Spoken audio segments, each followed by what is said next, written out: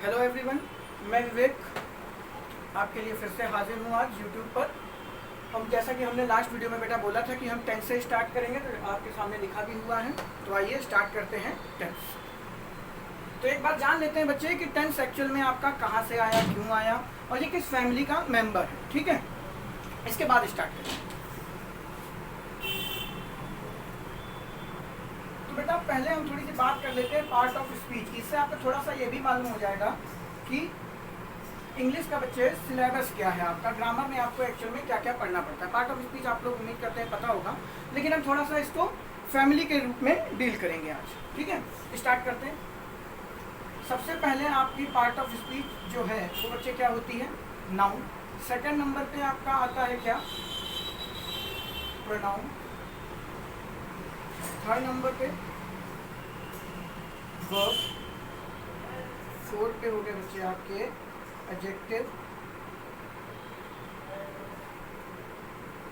5 पे हो गया एडवर्ब। 6 पे हो गया प्रीपोजिशन।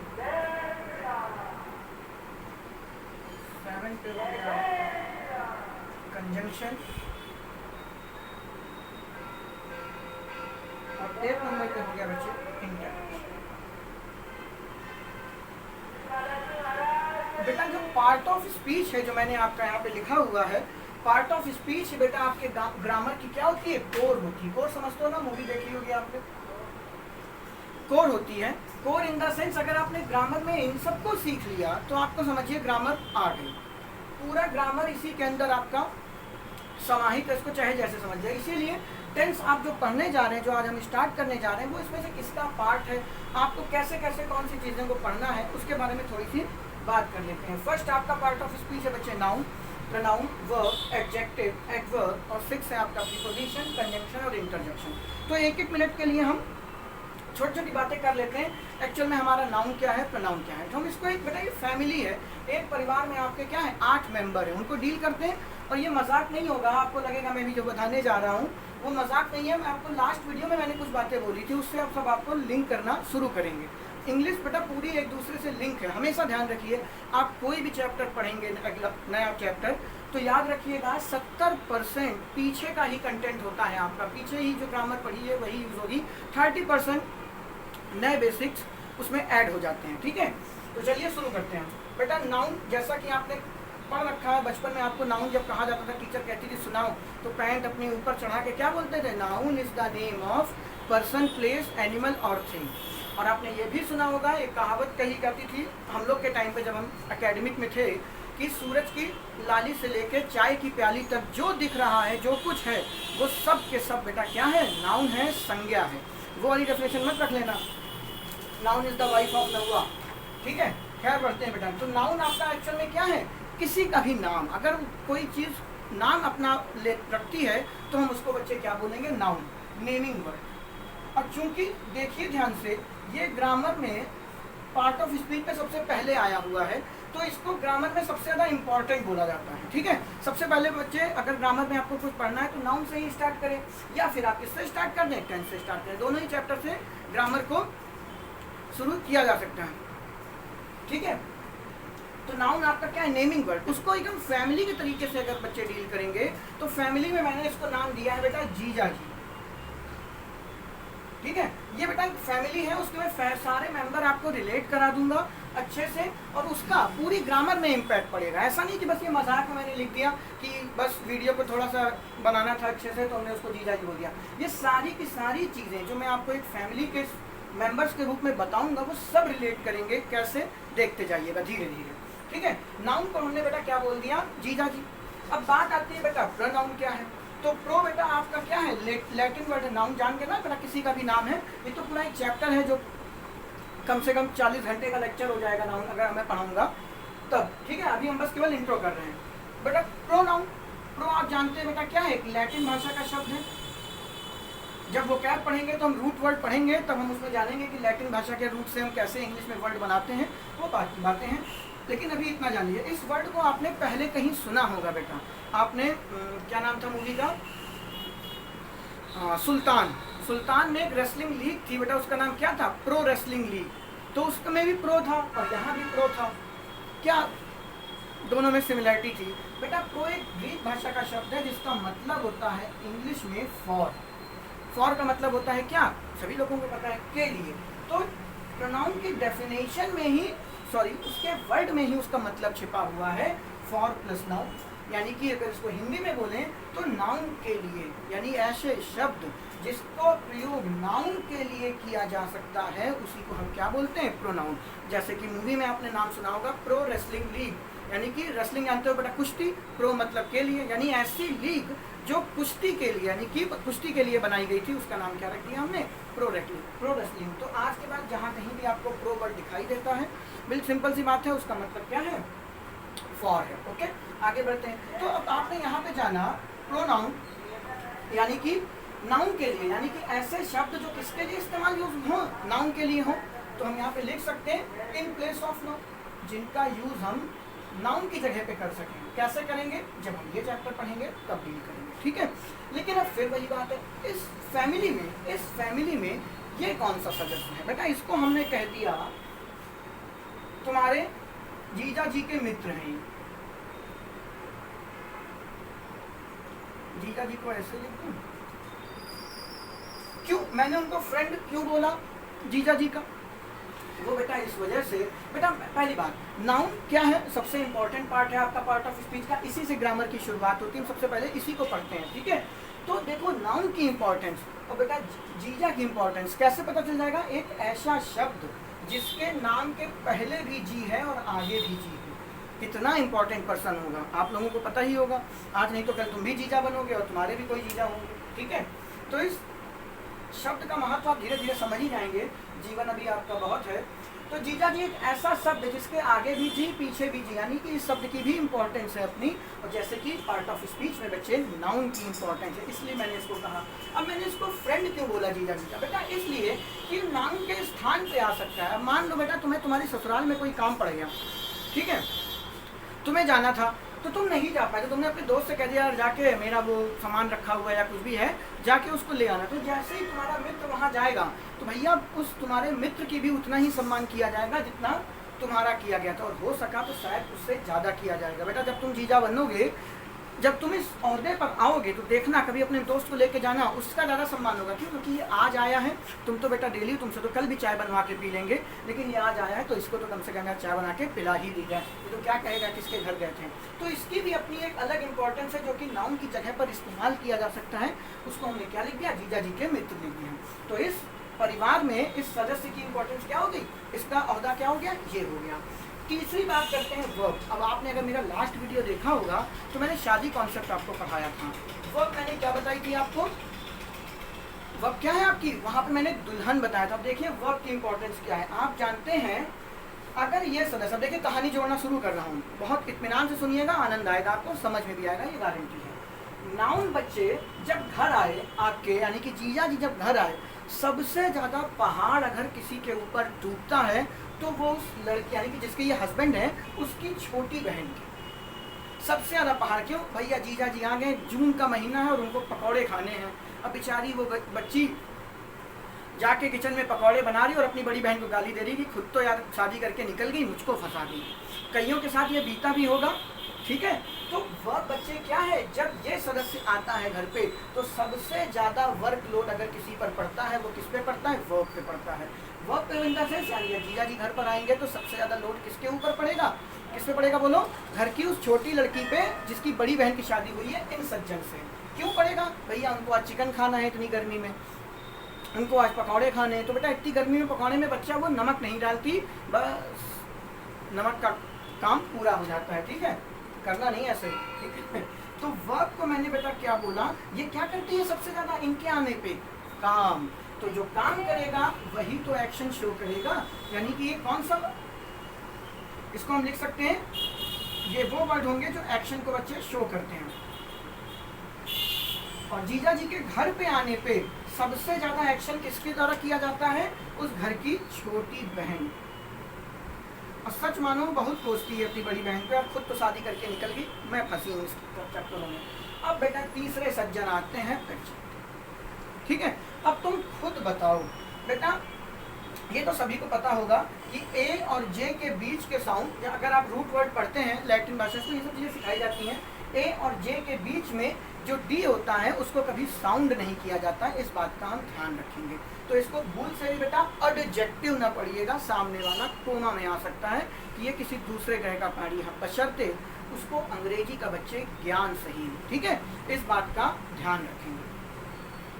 तो एडजेक्टिव पढ़ेंगे बेटा, एडजेक्टिव डी जो है आपका वो साउंड नहीं किया जाता, किसी भी तरीके का कोई वर्ड हो। आप बेटा ऑटो में जा रहे हैं और आपसे 3 लोग बैठे हो, बेटा हमारे देश का नियम है, जानते हो, अगर 3 जगह की 3 लोगों की सीट है, हमारे देश का नियम है, हमारी सोच है बेटा, देश को लेना इसमें गलत है कि 3 लोगों की सीट है, पॉपुलेशन इतनी ज़्यादा है तो हम उसमें 4 बैठाएंगे, 4 लोगों की सीट है तो उसमें हम 5 बैठाएंगे, ये होता है अमूमन, आपने अगर ऑटो से सफ़र किया हो।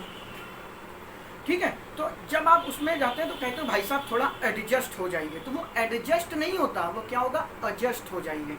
ए और जे के बीच का लिखा हुआ डी बच्चे साउंड नहीं करते, ध्यान रखिएगा इस बात का। तो ये क्या है, एडजेक्टिव। अब आप खुद से रिलेट कर पाएंगे एडजेक्टिव। जीजा जी, आपने बेटा बचपन में वाक्यांशों में एक शब्द पढ़ा होगा, दुनिया में सबसे अधिक प्यारा कौन होता है, तो उसके सामने लिखते थे जीजा जी। अगर आपको ये बात पता है, जीजा नहीं लिखते थे, सॉरी दामाद लिखते थे, गलती हो गई। अगर आपने बचपन में वाक्यांशों में एक शब्द पढ़ा है तो ये जरूर पढ़ा होगा, सबसे अधिक प्यारा, एक शब्द लिखते थे दामाद। तो मुझे बताइए एडजेक्टिव दामाद, भैया अभी अगर इसकी लड़की है तो ये इसकी क्या होगी, माँ होगी। मैं इसकी डिटेल बाद में लिखूंगा, पहले मैं इसको बताऊंगा ये परिवार में क्या है। बेटा मदर है ये, ठीक है, ये मदर है, और मदर को सबसे ज्यादा कौन प्यारा होगा, अपना बेटा दामाद प्यारा होगा। तो बेटा आप खुद बताइए, और क्यों प्यारा होगा, बेटा देखो ध्यान से, जो माँ है उसको दामाद सबसे अधिक प्यारा होता है, या आप अपनी माँ से पूछ लीजिएगा, सिंपल सी बात है। ठीक है, और मदर है जो आपकी, यानी कि जो एडजेक्टिव है ग्रामर में, वो नाउन को क्या करेगी, क्वालिफाई करेगी। क्वालिफाई मतलब उसकी विशेषता बताएगी। बेटा जरूर ये मम्मी है अपनी 4 सहेलियों के बीच में अपने दामाद की बहुत तारीफ करेंगी कि वो मेरी बेटी का दिन रात पैर दबाता है, उसके लिए खाना बनाता है, सब कुछ करता है। ठीक है, तो कुल मिला के बेटा ये क्या करती है, नाउन की तारीफ करेगी। तो आपको पता है एडजेक्टिव की क्वालिटी क्या होती है, क्वालिफाइज द नाउन।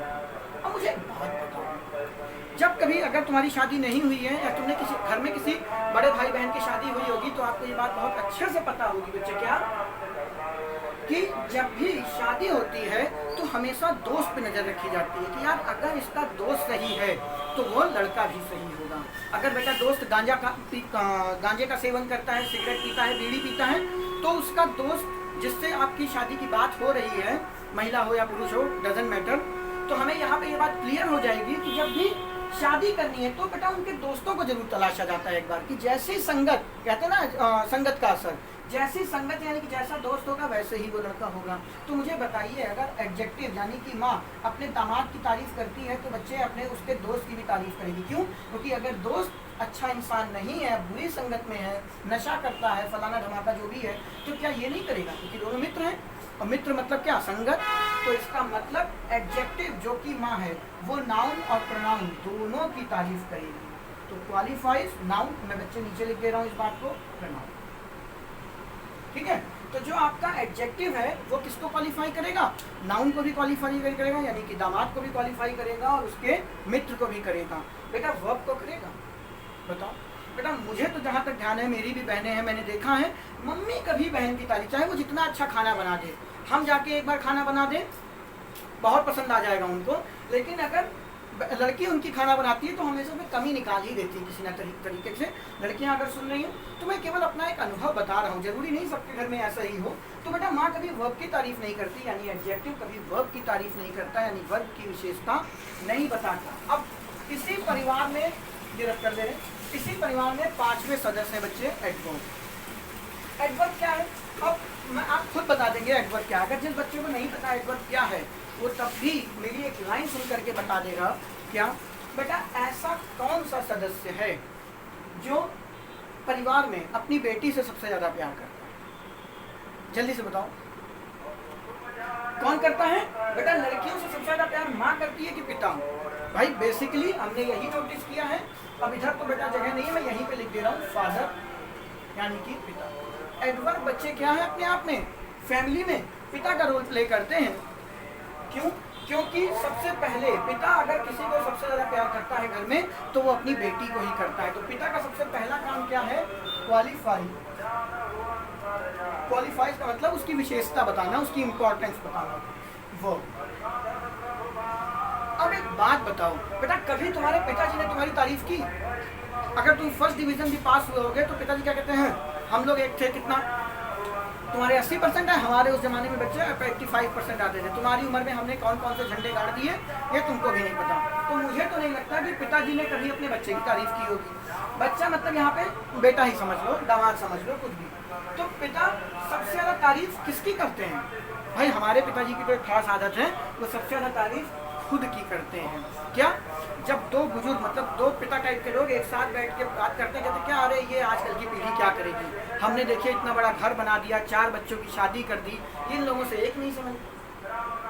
कुछ मत हो, तुम्हारा भी एको नहीं है, होएगा, लेकिन पढ़ाई कर लो ढंग से, नहीं तो उम्मीद अच्छी नहीं है तुम लोगों की। तो बच्चे एडवर्ड जो है, जो पिता है, वो सबसे ज्यादा तारीफ करना पसंद करते हैं। तो वो किसकी है? अपनी है। 4 लोग साथ में बैठ गए तो भैया हमने अपने जमाने में इतने टाइम तक 4 बच्चों की शादी कर दी है, पूरा मकान बनवा डाला, इन लोगों से क्या होगा? ठीक है।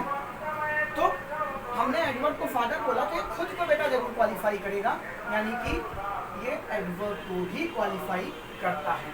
अब बचता है बेटा क्या? लोक लाज के भय से वो इनकी भी तो तारीफ करेगा, अपनी धर्म पत्नी की। ये तो दुनिया क्या कहेगी? भाई अपनी वाइफ की भी तो तारीफ करेगा, भले ही मजबूरी में करे लेकिन करेगा। तो बेटा एडवर्ब का एक काम और है, वो किसको? एडजेक्टिव, यानी कि माता श्री को भी क्वालिफाई करेगा। अब आपका एडवर्ब बेटा क्लॉजेस को क्वालिफाई करता है, ठीक है। वो सब बातें हम एडवर्ब चैप्टर में जानेंगे। अभी हम सिर्फ इंट्रो कर रहे हैं एक फैमिली का, उसी फैमिली का एक सदस्य है बच्चे टेल्स, जो यहाँ कहीं लिखा नहीं है, ठीक है। लेकिन अभी वो कहाँ से आएगा अभी हम देखेंगे। लेकिन पहले थोड़ा सा लोगों के अंदर, किसी से शादी करने जाते हो तो सीधे लड़की से शादी कर लिया, लड़के से ही, फैमिली से भी तो मिलते हो कि परिवार कैसा है। पता चला कल को तुम घर जाओ वो पोछा लगवाने लगे तुमसे, तो अच्छा लगता है? कहीं अपने घर में तो आज तक लगाए नहीं। तो वापस आते हैं बच्चों, ठीक है। अब बात करते हैं प्रीपोजिशन की। प्रीपोजिशन क्या है? प्री भी बच्चे एक लैटिन भाषा का शब्द है। प्री भी अपने आप में लैटिन भाषा का एक क्या है? शब्द है, जिसका मतलब होता है बिफोर। और इसका एक और मतलब है, वो जब हम रूट वर्ड की क्लास करेंगे तब डिस्कस करेंगे, अभी रहने दीजिए। बिफोर और पोजीशन आपको पता ही है क्या होती है, ठीक है। स्थिति यानी कि ये किसी भी स्थिति से पहले को शो करता है, यानी इसका मतलब, इसका एक्चुअल में काम क्या है बेटा? संबंध बताना, यानी कि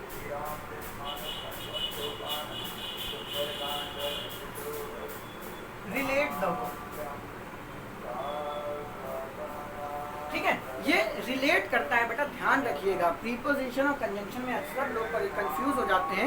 ये कनेक्टिंग वर्ड है, क्या देखे हो ना, ऐसे हाथ मिलाते हैं आकर के, वो कनेक्ट, जोड़ने का काम करता है और ये संबंध बताने का काम करता है। मैं बहुत सिंपल तरीके से आपको समझाता हूँ, इस बात को याद करिए। जब आप 3rd 4th क्लास में थे और किसी मित्र का बर्थडे होता था कि नहीं, तो आप जाते थे उसके लिए गिफ्ट लेके। तो गिफ्ट में बेटा होता था एक टिफिन बॉक्स और उसमें होती थी 4 मैंगो बाइट टॉफियाँ।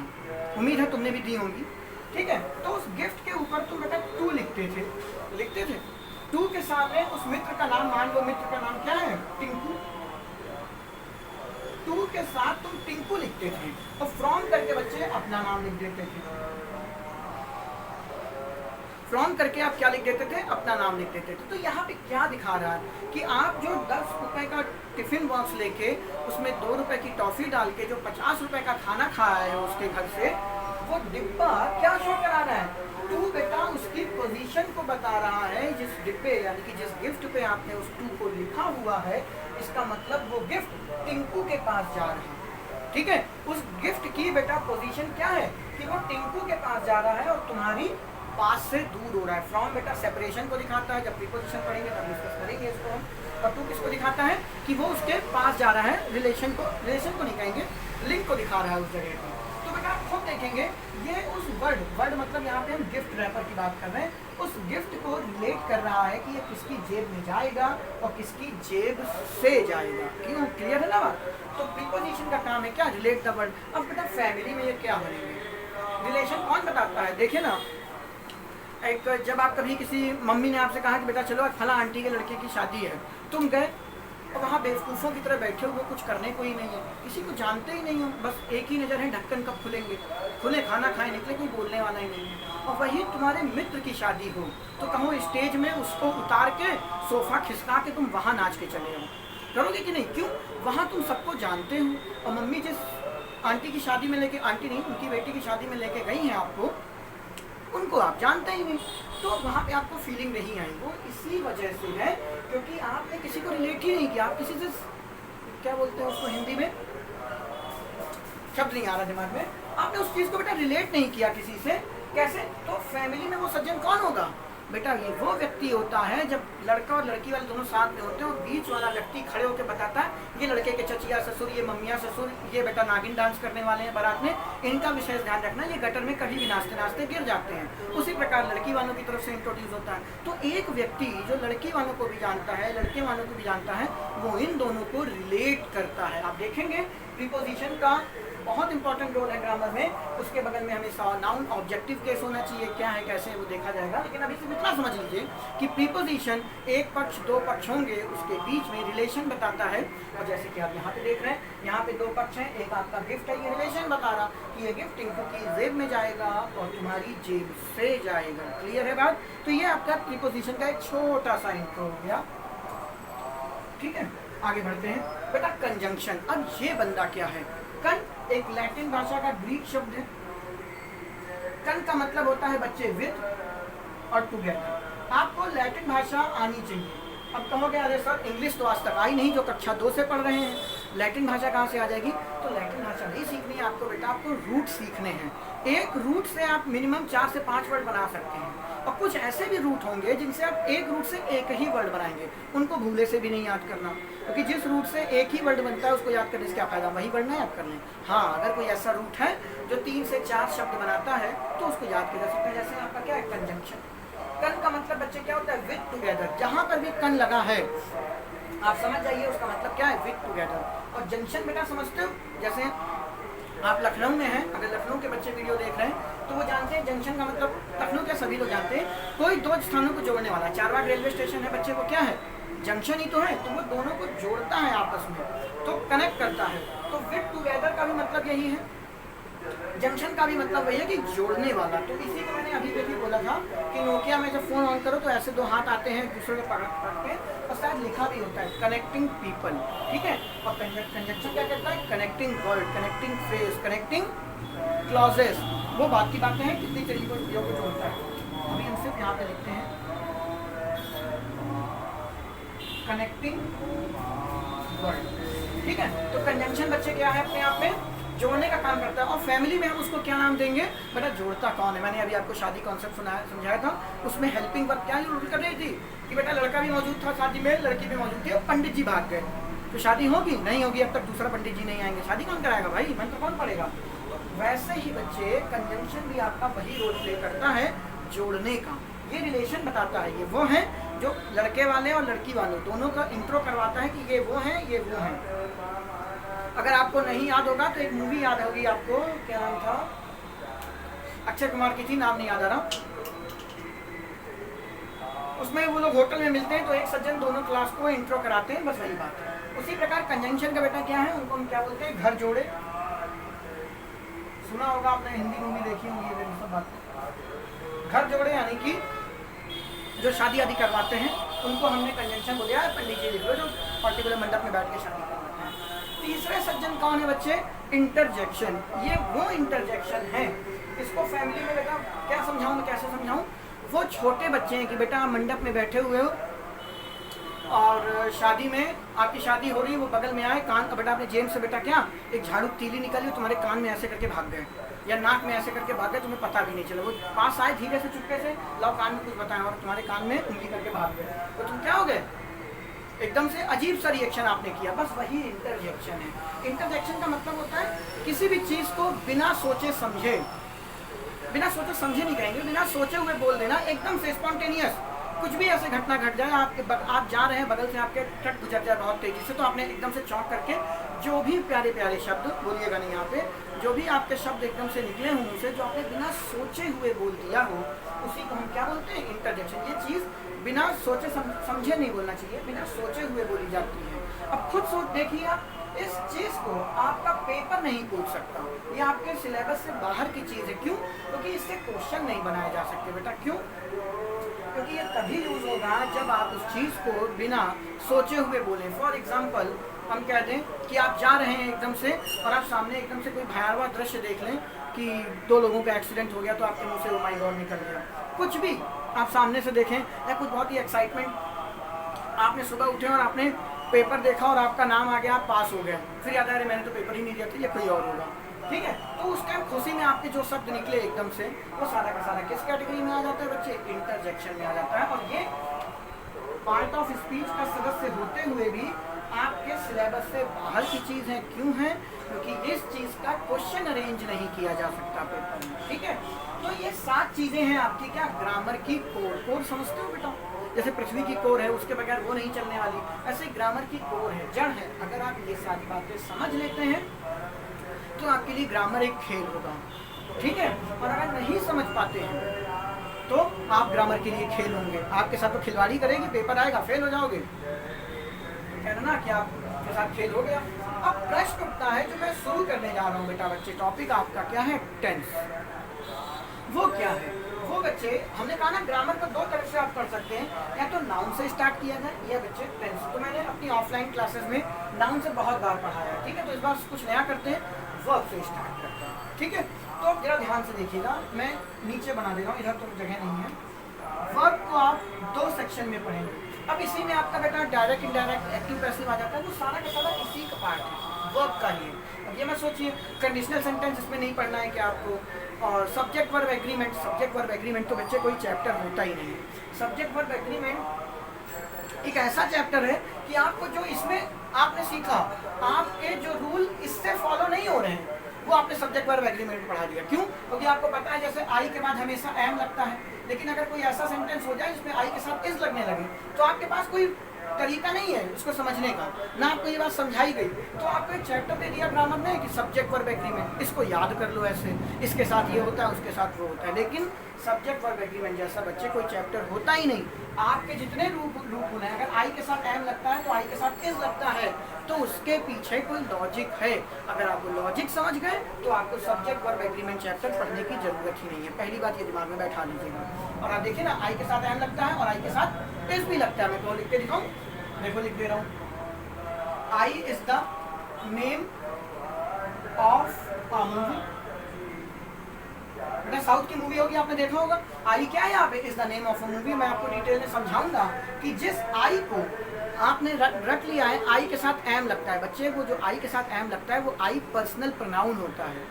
जब आई एज अ नाउन आने लगेगा तो आई के साथ इस नहीं, सॉरी एम नहीं लगता। तो ये छोटी छोटी बातें हैं, अभी मैं डिटेल में नहीं जा रहा हूँ। जब हम पर्सनल प्रोनाउन पढ़ेंगे तो चर्चा करेंगे इसमें एकदम इत्मीनान के साथ, टेंशन मत लीजिए। लेकिन मैं सिर्फ यही समझाना चाहता हूँ कि सब्जेक्ट वर्ब एग्रीमेंट का नाम क्यों नहीं है, नरेशन क्यों नहीं है, एक्टिव पैसिव क्यों नहीं, वो इसी के बच्चे पार्ट हैं। और सब्जेक्ट वर्ब एग्रीमेंट तो कोई चैप्टर होता ही नहीं है, अपने दिमाग में बैठा लीजिए। हर चैप्टर में कुछ ऐसे, बेटा फिजिक्स क्या है इसको ऐसे समझ लो, फिजिक्स में कोई रूल बनता है। रूल किसको कहते हैं? जब 10 की 10 चीजें उस चीज को फॉलो करें तो रूल हो गया। लेकिन अगर 10 में से 9 चीजें फॉलो करें और एक ना फॉलो करें, उसको इंग्लिश में जानते हो क्या बोल देते हैं? एक्सेप्शन। और उसी एक्सेप्शन को पढ़ा दिया जाता है किसमें? सब्जेक्ट वर्ब एग्रीमेंट में।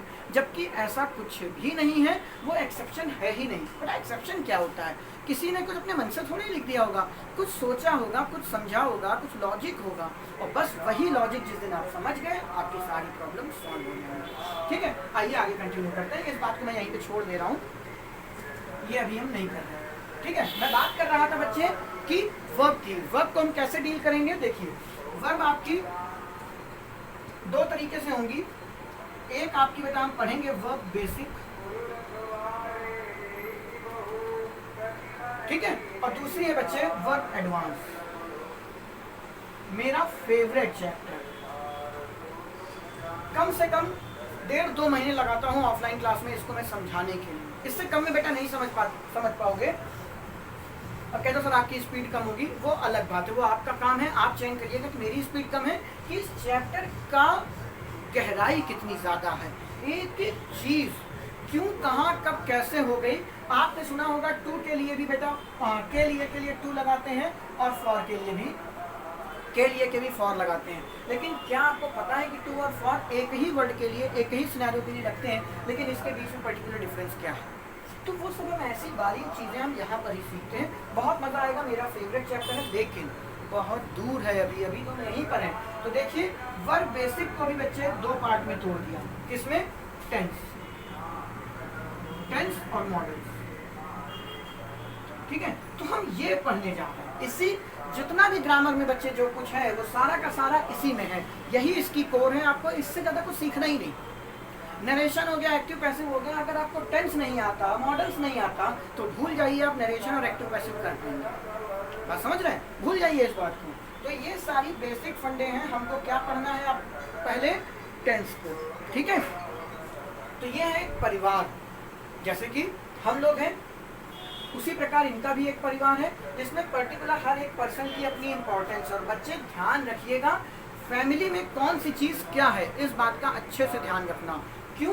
क्योंकि आने वाले चैप्टर में मैं बताऊंगा कि ये पंडित जी रहे, ये घर जोड़े थे, ये आपके शादी में इंट्रो कराने वाले सज्जन थे, ये पिता है, ये माता है, ये पूरी ग्रामर में छाई रखी। और देखिए ना, जब ये वर्ब बड़ी हो जाएगी, तो अभी मैंने आपको शादी कॉन्सेप्ट सिखाया था, उस वर्ब की हमने क्या करा दी? शादी करा दी, और उसी वर्ब को हमने दुल्हन बोला था। ठीक है, तो ग्रामर के अंदर ये सारी की सारी चीज़ें लिंक होंगी। ये एक मजाक के लिए नहीं है कि मैंने आपको बता दिया एक फैमिली है। मेरे पढ़ाने का एक तरीका है। ये हर टीचर की अपनी एक टर्मोलॉजी होती है, हर टीचर अपने तरीके से समझाता है। उसी तरीके से ये मेरा भी एक समझाने का तरीका है, ताकि मैं इसको आपकी लाइफ से सीधे जोड़ सकूं और कुछ भी नहीं। ठीक है, ग्रामर तो आप बेटा बचपन से पढ़ते आ रहे हैं। ठीक है, तो अब हम स्टार्ट करेंगे क्या? टेंस। ठीक है, तो हेडिंग बना लीजिए। कल के वीडियो में हम मिलेंगे, टेंस को एकदम बेसिक से स्टार्ट करेंगे। टेंस में हम बेटा सबसे पहले ये जानेंगे टेंस 12 होते क्यों हैं। और सबसे इम्पॉर्टेंट चीज़ जो मैंने देखा है मोस्टली अपने ऑफलाइन क्लास के बच्चों में, किसी को इस बात का ज्ञान नहीं और ना इंटरेस्ट रखते हैं कि भाई आखिर ऐसी क्या वजह थी कि प्रेजेंट इंडेफिनिट और पास्ट इंडेफिनिट के अफर्मेटिव सेंटेंस में हेल्पिंग वर्ब नहीं लगाते। हेल्पिंग वर्ब बाकियों में 10 में क्यों लगानी पड़ी और इसमें हमने क्यों नहीं लगाई? हेल्पिंग वर्ब यानी कि हमारा साइड हीरो क्यों ज़रूरत पड़ जाती है, क्यों नहीं पड़ती है, ये सारा का सारा टेंस में स्टार्ट होगा। और बच्चे कम से कम 30, 35, 40 घंटे की टेंस की मैं क्लास दूंगा आपको। बस आपका काम है कि एक बार हमसे मिलते रहिए, और अगर आपको लगे कि हम कुछ अच्छा पढ़ा रहे हैं तो आप जानते हैं आपको क्या करना है। यूट्यूब पे बंदा आया है तो एक ही बात बोलेगा, लाइक शेयर कमेंट। ठीक है, तो तब तक के लिए शुभ रात्रि, पढ़ते रहिए, हेल्दी रहिए, गुड नाइट।